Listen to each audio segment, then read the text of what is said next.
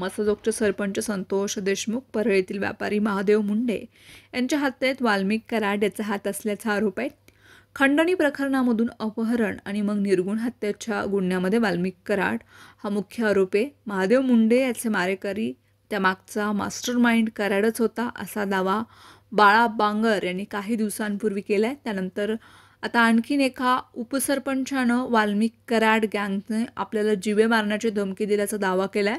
लोकसभा निवडणुकीत बजरंग सोनवणे आणि विधानसभेला राजाभाऊ देशमुख यांचं काम केलं. या रागामधून आपल्याला कराड यांच्या गुंडांनी जीवघेणा हल्ला केल्याचा आरोप लिंबगावचे उपसरपंच तानाजी धुमाळ यांनी केलाय. आपण राष्ट्रवादी काँग्रेस शरदचंद्र पवार पक्षाचे कार्यकर्ते असून तुतारीचा प्रचार करत बजरंग सोनवणे आणि राजाभाऊ देशमुख यांना गावातून लीड मिळवून दिली होती.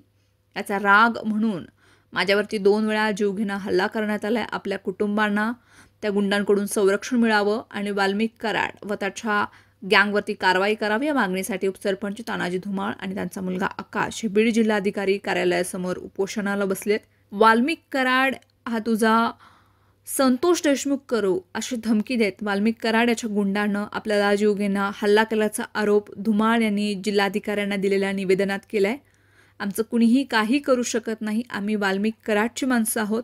तुझा संतोष देशमुख केल्याशिवाय राहणार नाही म्हणून आपल्यावरती 2 वेळा जीवघेणा हल्ला केलाय. मात्र आरोपीचं स्थानिक पोलिसांशी संगनमत असल्यामुळे त्याच्यावरती कुठलीही कारवाई झाली नाही. 9 मार्च व 25 मार्च रोजी याच आरोपींनी आपल्यावरती जीवघेणा हल्ला केलाय.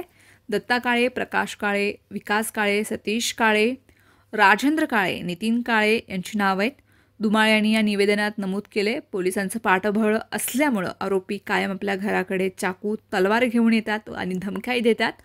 आरोपींकडून आपल्या कुटुंबियांना त्यांच्या जीविताला धोका असल्यामुळं आपल्याला संरक्षण द्यावं आणि आरोपींवरती कारवाई करावी याच मागणीसाठी तानाजी धुमाळ, आकाश धुमाळ यांनी आजपासून बेमुदत उपोषण सुरू केलंय.